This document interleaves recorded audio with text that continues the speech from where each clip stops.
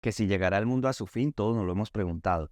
La Escritura dice que cuando Jesús regrese, este es el verdadero fin del mundo. Estudiemos juntos lo que la palabra de Dios tiene para decirnos sobre este interesante tema.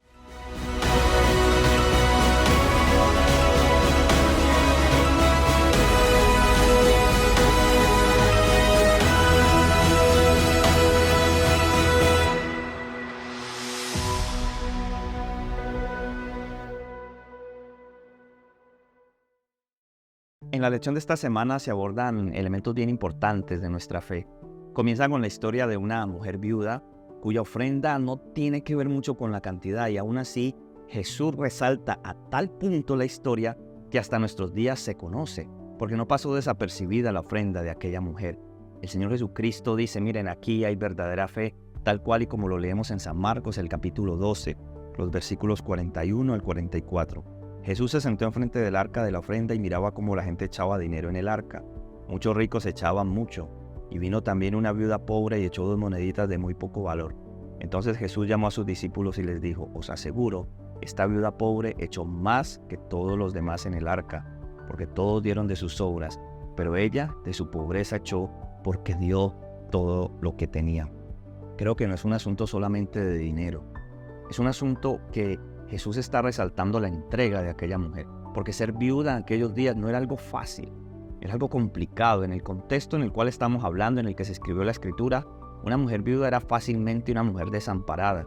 Había perdido a su esposo, y si no tenía a lo mejor un hijo que le representase, que tomase el lugar del padre, en muchas ocasiones podrían ser víctimas de los acreedores, podían tomar sus posesiones. Y en este contexto esta mujer viene para dar todo. Jesús no está resaltando la cantidad, él aquí está resaltando el tema de la entrega, está resaltando el tema de la sinceridad y la profundidad que hay detrás de esto, y es que aquella mujer confía completamente en Dios, y es más, se está preocupando por la causa de Dios. El templo era una estructura majestuosa, siempre lo fue. El templo de Salomón, si existiera en nuestros días, seguramente sería considerado como una de las maravillas modernas o antiguas. Era una estructura majestuosa, hubo manifestación divina, eso que los teólogos llaman teofanía. La presencia de Dios se manifestó ahí. Sin embargo, la Escritura dice que el templo segundo, este templo en el cual Jesús está, sería más glorioso que el primero.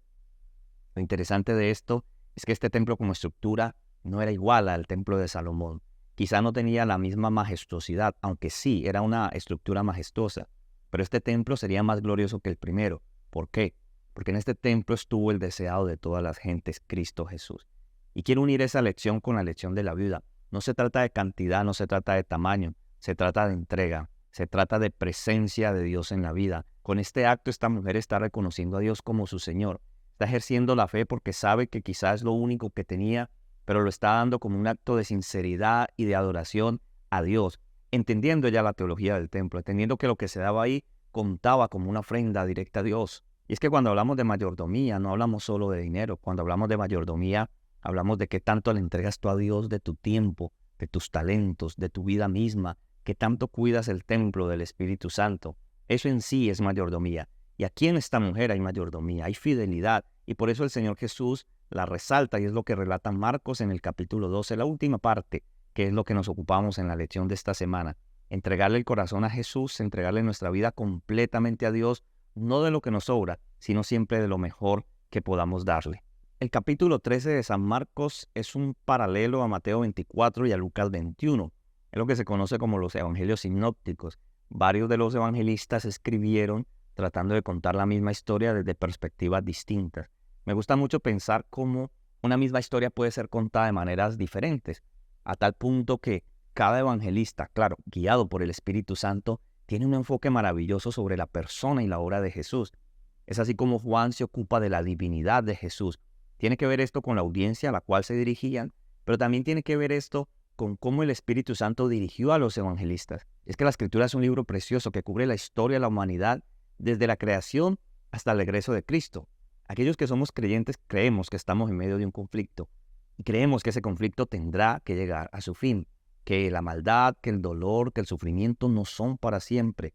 Jesús va a regresar y ese es el evento que finalmente termina con este mundo como lo conocemos, pero que trae redención y salvación para toda la humanidad, que volverá a este planeta a resonar nuevamente en armonía con todo el universo. que el pecado, que fue un apéndice que se abrió en este universo, será erradicado para siempre. Y es por eso que Jesús tiene la intención de, a través de su palabra, dar un mensaje para nosotros sobre su regreso. Finalmente, el regreso de Jesús es lo que dará fin al dolor, al sufrimiento, pero también traerá esperanza y vida eterna. El capítulo 13 de San Marcos se ocupa pues de las señales del fin. Es lo que se relata acerca de cómo Jesús quiso dar a sus discípulos el mensaje de su venida, hablar sobre las señales que habrían de venir. Versículo 1 del capítulo 13 dice lo siguiente: Cuando Jesús salía del templo, uno de sus discípulos le dijo: Maestro, mira qué piedras y qué edificios.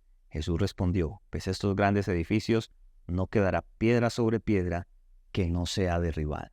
En este capítulo Jesús comienza a poner la atención de ellos no en las cosas terrenales, sino que quiere llevar su mente hacia las cosas eternas. Y a través de este capítulo Jesús se ocupa, en esta conversación que Jesús tuvo con los discípulos, se ocupa de dejarles claro que la magnificencia del templo como edificio no tendría ningún valor en relación a los eventos finales y a todo lo que vendría. Me gusta ver cómo Jesús no solo habla de la destrucción de Jerusalén como un evento que vendría en los años posteriores, sino que conecta estas profecías con lo que llega hasta nuestros días. También por su parte Jesús quería aclarar a los discípulos un poco cuál sería el panorama y cuánto iban a sufrir por establecer la iglesia cristiana primitiva. En algunas pinceladas Jesús trata de incluso decirles cosas que han de pasar con su vida, cómo van a ser perseguidos, cómo van a ser acusados, cómo van a ser rechazados. Versículo 13: Seréis aborrecidos de todos por mi nombre, pero el que persevere hasta el fin, éste será salvo. Como esta lección la estudiamos para efectos prácticos de nuestra vida, entendemos todo en contexto. ¿Qué quiso decir Jesús para su audiencia primaria, que fueron los discípulos y un grupo de gente que le escuchaba constantemente? Pero el mensaje Jesús no quería que se quedara ahí. El mensaje trascendería hasta nuestras vidas. Y el mensaje para nosotros hoy, hermanos y amigos, es que en la vida cristiana no todo es color de rosa. No siempre sale el sol, hay tormenta también. Pero en esas tormentas Cristo está con nosotros. Sabemos lo que ha de venir sobre el mundo. Basta con encender el noticiero para ver que Mateo 24 está ahí cumplido completamente. Y en este trimestre que estudiamos Marcos, lo que Marcos dice en el capítulo 13, cómo Jesús quiso advertirles acerca del fin. Pero también cómo Jesús, y lo que yo veo durante este trimestre, cada que estudio la lección, trato de ponerme en el lugar de los apóstoles. Y siempre estoy tratando de ver qué es lo que Jesús quería decirles, qué es lo que Jesús quería decirnos hoy. Y yo veo a un Jesús que está ministrando hasta los últimos días de su ministerio. Jesús sabe que la hora está cerca, pero a Él le interesa ministrar el corazón de estos discípulos, ministrar el corazón de estos amados discípulos y llevarlos completamente al Padre, dejarlos tan fortalecidos que no importa las cosas que vengan, porque Jesús les dice: van a ser azotados, van a ser llevados a cárceles, van a ser llevados ante gobernadores, cosas que seguramente se repetirán en nuestros días. Pero Jesús quiere fortalecer la fe de ellos, que ellos sepan que caminaron con el Mesías. Si conectamos esto con Apocalipsis, el Señor dice: no temas en nada lo que vas a padecer. Y el diablo echará a algunos de vosotros y tendréis tribulación por 10 días, hablando por supuesto de días proféticos. Pero el Señor quiere fortalecer tu fe, porque la fe se fortalece en medio de las pruebas. Y aquí viene la parte práctica. Es que no importa lo que estés pasando, no importa qué condiciones estás escuchando este repaso, Dios tiene un plan para ti. Dios quiere protegerte, Dios quiere amarte, pero si pasas por ese valle de la sombra y de la muerte, el Señor estará contigo. No vas a estar solo, no estás solo y no estarás solo. Ese es el mensaje bíblico a través de la lección de esta semana. Durante el día martes encontramos la palabra probablemente, con relación a la explicación que la lección da de la abominación asoladora. La lección usa la palabra probablemente porque afortunadamente hacemos parte de una iglesia no dogmática, que no pretende ser conciencia y por otro lado no pretende establecer posiciones rotundas sobre asuntos que al estudiarlo pueden interpretarse de una manera o de otra. Hay cosas muy contundentes como el sábado, en lo cual toda la iglesia está de acuerdo, pero en temas como las trompetas, los 144,000, los 24 ancianos, qué es la abominación asoladora, se presentan en ocasiones diferentes puntos de vista. Lo que hace la lección es poner en claro el presente que no creemos. Eso sería un método de interpretación que se conoce como preterista. No creemos que la profanación del templo de Jerusalén por Antíoco Epífanes sea el cumplimiento de la abominación asoladora, menos cuando esto ocurrió 2 siglos antes del ministerio terrenal de Cristo. Sin embargo, Antíoco IV Epífanes o Antíoco Epífanes, dentro del mundo cristiano, se le han adjudicado muchos roles, incluido el rol del anticristo. Alguna rama del cristianismo cree o considera que este es el anticristo por la profanación que hizo del templo. Se considera que puede ser el cuerno pequeño, que puede ser el hombre del pecado del que habla Pablo. Sin embargo, ese es un método de estudio llamado preterismo. Todo se cumplió en el pasado, todo va hacia allá y no es el que la iglesia adventista usa para estudiar la Escritura. Por eso la lección de esta semana hace alusión a que probablemente el cumplimiento como tal de la abominación asoladora sea en el momento que los ejércitos romanos invadieron Jerusalén, pusieron sus estandartes sobre el pueblo de Dios y esta es considerada la señal para que los verdaderos cristianos salieran de Jerusalén. Si quieres ampliar un poco el estudio sobre esto, ve al conflicto de los siglos, al capítulo 1. Aunque lo estudiamos en trimestres pasados, ahí en el capítulo titulado La destrucción de Jerusalén, se amplía cómo el hecho de que los ejércitos rodearan Jerusalén fue la señal para muchos cristianos dejar Jerusalén. La vieron rodeada, entendieron que la abominación asoladora había llegado y dice el libro Conflicto de los Siglos, ni un solo cristiano pereció en la destrucción de Jerusalén. Finalmente, lo que la Escritura nos dice es que tenemos también la palabra profética más segura a la cual hacemos bien en estar atentos. Jesús profetizó y lo que Jesús profetizó se cumplió. Las profecías de la Escritura han encontrado su cumplimiento fiel a lo largo de la historia. Eso provee para nosotros hoy, hermanos, seguridad en que aquel que lo prometió lo cumplirá. Y acuérdate que todo lo que estamos estudiando es con miras al cumplimiento de la más grande profecía y promesa que está en la Escritura, registrada en San Juan 14. Jesús dijo, vendré otra vez. El propósito de la Escritura, y creo que del mismo Jesús, nunca fue generar en el corazón de los discípulos angustia o preocupación. Por el contrario, a través del conocimiento de lo que viene, Jesús quiere generar en nosotros esperanza. Algún día, predicando un tema profético, decía una jovencita en la iglesia, a mí esos temas me generan ansiedad, no me gusta escucharlos. Sin embargo, cuando presentamos la profecía, estamos presentando quién está al control de todo, quién está por encima de la historia, quién quita y pone reyes. Si estudias el capítulo 2 de Daniel, vas a encontrar los imperios que gobernarán este mundo de manera sucesiva, pero los últimos versículos nos dice, en los días de esos reyes, el Dios del cielo levantará un reino, el cual nunca tendrá fin. Y ese es el mensaje de Dios, porque cuando Jesús nos habla y nos advierte de un tiempo de angustia, y cuando nos habla de una gran tribulación, podríamos pensar que estamos perdidos, que no hay nada que hacer. Obviamente, acuérdate que la Biblia está conectada, y Jesús está conectando los capítulos 7 y 8 de Daniel, y ahora les está expresando que vienen días complicados, que vendrá una gran tribulación. No solo lo que pasarían en la destrucción de Jerusalén, sino que esta persecución y angustia trascendería casi hasta los días finales.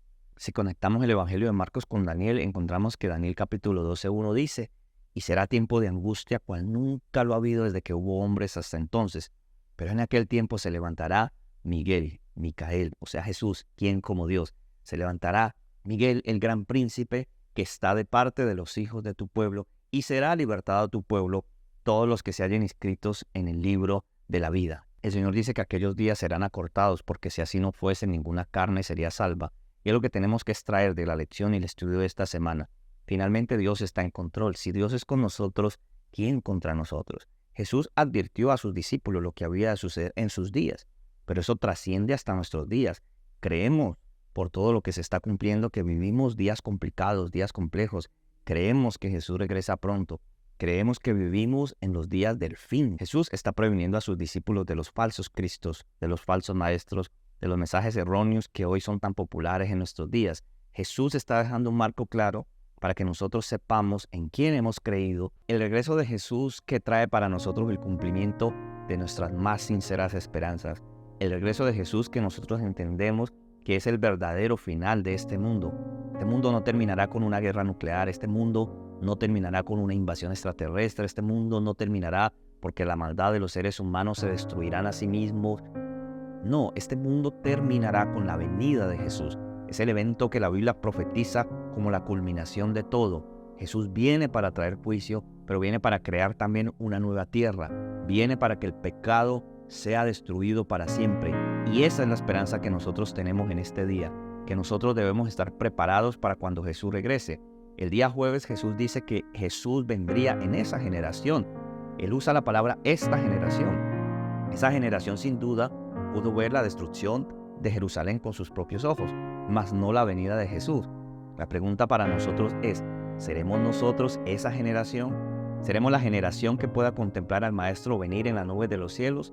La Escritura dice que nadie sabe el día ni la hora, vendrá como ladrón en la noche, pero a nosotros nos corresponde estar preparados. De cualquier manera, Jesús vendrá y vendrá en nuestra generación. Si Jesús tardase tanto que todos los que estamos escuchando esto fuésemos al descanso, pues será un abrir y cerrar de ojos. Ahí estará Jesús cuando nosotros despertemos. Por eso yo creo que Jesús vendrá en nuestra generación. No sabemos el día ni la hora, pero nos corresponde a nosotros estar preparados, saber que lo que viene es difícil, que el mundo está viviendo días difíciles, pero si algo podemos extraer de la lección de esta semana es que Jesús quiere darte la seguridad que Él siempre estará a tu lado, que no tenemos nada que temer, ni siquiera por lo que habremos de decir cuando se desate una nueva persecución contra el mundo cristiano. Todo lo contrario, podemos estar seguros que el Dios de Daniel, el que es descrito como Miguel en el capítulo 12, está todavía con nosotros y que Él se levantará en favor de su pueblo. Que Dios te bendiga y que Dios te guarde. Que Dios permita que al estudiar la Escritura puedas encontrar en ella paciencia, puedas encontrar en ella paz, puedas encontrar en ella tranquilidad para sobrellevar cualquier lucha que estés enfrentando. Desde aquí, desde Escuela Sabática al Punto, oramos para que Dios te bendiga y oramos para que el Espíritu Santo mantenga viva la palabra de Dios en tu corazón.